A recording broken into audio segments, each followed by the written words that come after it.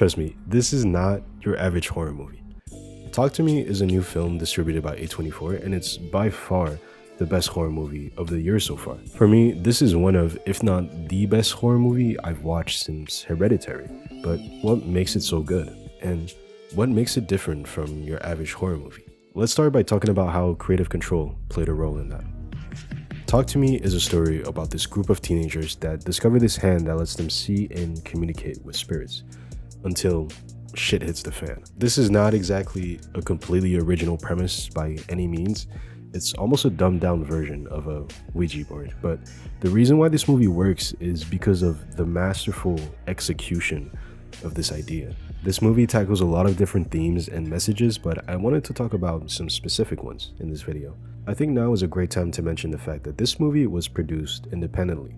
This was a deliberate choice by the two brothers that directed this movie, because when they did get approached by big studios to finance it, they didn't want to let go of the creative control they had. They explained in an interview that the studios that approached them wanted to steer the movie in a very traditional and safe way, with tropes and twists that we've seen hundreds of times already. I think Talk to Me would have been a completely different movie if they had agreed to sign to a big studio. The directors talked about this briefly, but they really fought for the cast that they wanted. It's an Australian movie with Australian actors and Australian directors, filmed in Adelaide, South Australia. Big studios would have probably pushed them to have an A-list cast in order to market the movie to an American audience, but making the movie independently allowed them to keep that cultural and personal touch. The studio also gave them notes about wanting to do more exposition on the mythology of the hand, but the directors did not agree with that approach, which brings me back to what I wanted to say earlier.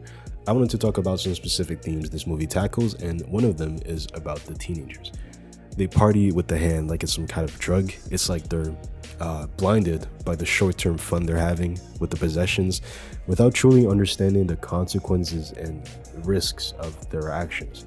What I loved about the way they handled the concept was that we really experience it through the teenagers' eyes. They have no idea how dangerous or fucked up this thing can be, and we pretty much find out with them. I love that the movie doesn't force feed you with a bunch of exposition and information about the history of the hand or how it works. You realize as the movie goes on that nobody really knows what they're dealing with here. The fact that we don't exactly know how this hand works really plays with our instinctual fear of the unknown. This is just one of the many examples of how creative control really helped shape the movie into what it is today. The rollout for this movie has been a little unconventional. There were some preview screenings at the Adelaide Film Festival in Australia, and then an official premiere at the Sundance Film Festival, and it got picked up by A24. In the months leading up to the global release, there was a lot of word of mouth about how good Talk to Me was. People that got to see it at Sundance were hyping up the movie to everyone else. But whenever I hear about a new horror movie, the first thing I want to know is what kind of horror movie it is. Because for me, there are two types of horror movies. The usual run-of-the-mill horror flick that relies on jump scares and loud noises to try and force a reaction out of you. Or the type of horror movie that lets the creepiness and the dread settle in. And the type of movie that leaves you completely disturbed by the end of it. Look, there's something to enjoy in both of these types of movies, and even though I prefer the latter, I think we give a little bit too much credit to movies that tend to lean in more on the psychological side of horror just for the sake of it. Because as much as I prefer movies that don't rely on jump scares to try and scare you, it takes much more than that to be a good movie. Which brings me to the second point I want to talk about: the story. What differentiates good movies and bad movies will always be the story. It's not about how many jump scares it has or how many fancy shots the movie has. It has always been and always will be about how good the story is. And as I said earlier, even though the premise would make the movie seem like it's your average horror movie, there are key differences that make it stand out, and they're pretty subtle. By the way, I won't be talking about spoilers. I will only be talking about things that are in the trailers. And just to make things clear, I will never talk about spoilers about any movie on this channel without a very clear spoiler warning. So whenever you watch a video of mine and you don't see a spoiler warning, then you're good. There are a lot of little things that always bother me about horror movies, and one of them is that for the convenience of the plot, the characters in horror movies seem to always be so incredibly stupid. You know exactly what I'm talking about. The type of characters who order the group to split up when they're in a forest or something. This isn't right. We should split up. We can cover more ground that way. Yeah. Yeah, good idea. Really?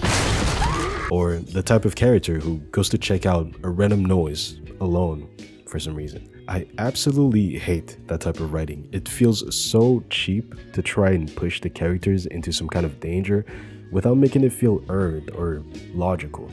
In Talk to Me, the characters don't put themselves in danger just for the sake of it. Many of their decisions make sense given the circumstances. Even if they're not always the right decisions to make, I understand why they chose to make them. Let's take this scene for example. Mia gets peer pressured into letting one of the spirits possess her. At first, she knows this is a very bad idea, but she's a teenager and she wants to seem cool in front of everyone else, just like any other teenager. So she folds under the peer pressure and does the quote-unquote cool thing. Props to the actors because this scene and pretty much the entire movie feels very authentic. Another thing I love about this movie is that the teenagers are written like actual teenagers. They're not written by some middle-aged dude that has no idea how teenagers talk and act. And don't get me wrong, they act stupid sometimes, but in a very believable way, in my opinion. Another one of the themes in this movie is about our relationship with our phones and social media. It's not really a plot point in the movie, but the impact social media has on the characters is definitely there.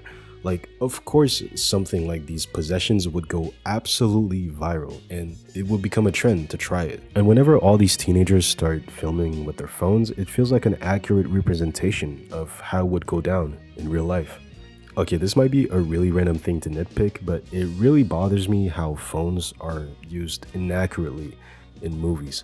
I don't know exactly what it is, but I think usually when someone is texting and the camera does a close-up on the phone, they always superimpose in post-production the screen that is supposed to be on the phone. The finger movements and the texting never fucking matches, and yeah, it could be for clarity for the audience, but it completely takes me out of the movie because of how fake it looks. But in Talk to Me, I really appreciate that they kept the actual screens of the phones on set. Even if it could be for budget reasons, I really prefer it that way. The way they portray the possessions in Talk to Me is also really interesting in my opinion. I will talk about the visual aspect of the movie later, but for now, let's talk about the sound of the movie. The sound design in Talk to Me is absolutely amazing. Talk to me. The way they shot possession scenes is very grounded, and what carried those scenes is all in the sound design. And the performances of the actors, of course. One of the directors explained how they almost used a few CGI shots to convey the possessions, but it made the scenes a little too fantastical, and they instead went for a more grounded approach, and that decision really paid off in my opinion. It really makes you focus on what is going on inside the characters' minds instead of what fancy stuff is going on screen. And the sound design really helps convey what can't be seen. I can't go into too much detail without spoiling some stuff, but yeah, the sound is a big part of what makes this movie stand out for me. There's also this montage that shows the teenagers having fun and partying with the end, and it is honestly one of the best montage I've ever seen. The editing is so on point, everything is on rhythm to a remix of Edith Piaf's La Foule.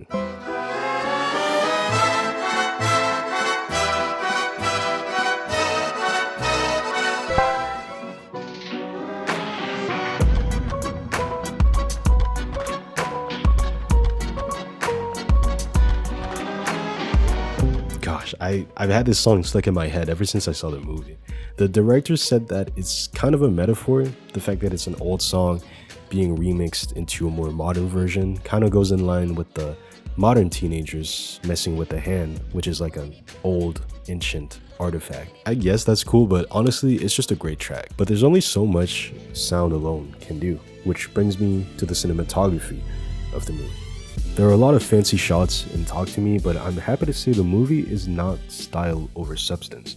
I wouldn't say every shot, but most fancy shots truly help move the story forward and serve a purpose in the movie beyond just looking cool. The color grading is really distinct and they really made the most out of the budget they had, which was only of $4.5 million by the way, which is not a lot. Horror movies in general are pretty cheap to make compared to other genres, but even compared to the average horror movie, this is like a third of the average budget. A lot of the effects and stunts in the movie are all practical, and props to the makeup department because for the possession scenes, they really brought them to a whole nother level. I think now would be a great time to mention the fact that this movie was made by YouTubers. The twins that directed Talk to Me are also known as Raka Raka on YouTube. When I went into this movie, I had no idea it was directed by them, and it's kind of crazy to look back at their channel and to be watching Star Wars in public again. I remember watching that when I was younger, and I would have never imagined that they would end up making an A24 movie. I've heard they're working on a live-action Street Fighter movie. We'd love the chance to do an action film. We'd love the chance to do big set pieces of a big budget, because like even on our YouTube stuff, we're designing stunt rigs that had never been done before. And to do that on a grand scale, man, I feel like we could create something no one's ever seen before. Their videos have always been about stunts, so I'm super excited to see what they're able to do with a massive budget. I've never really religiously followed their YouTube channel before seeing Talk to Me, but I became a big fan of them after learning about their story. And what's crazy is, as I was writing this video, A24 just announced that a sequel is in the works, which is crazy because it's not even out everywhere yet. Some countries are still waiting for the first one to come out, so I love the faith A24 has in these twins, and hopefully they'll keep all the creative control they need, and now with a bigger budget even. So yeah, Talk to Me is the best horror movie I've watched since Hereditary, and it's not really that scary, but it is pretty creepy and disturbing. It's extremely fun and entertaining, and I guarantee that the ending will spark a conversation with whoever you decide to watch it with. I'm happy to see a lot of people recommending it through word of mouth, and hopefully it will get to shine even though it went up against Barbie and Oppenheimer at the box office. It is by far the best horror movie of the year so far, and so my rating is a strong 8.5 out of 10. It's a must watch, and it's now in my top 5 movies of the year so far. If you want to know which movies are worth watching and which are not, you should subscribe to my channel so that you know exactly which movies are worth your time and money. You should also check out my last video on Fast X, where I find out whether the movie is bad on purpose or not, and if it's even worth watching. Anyway, see you.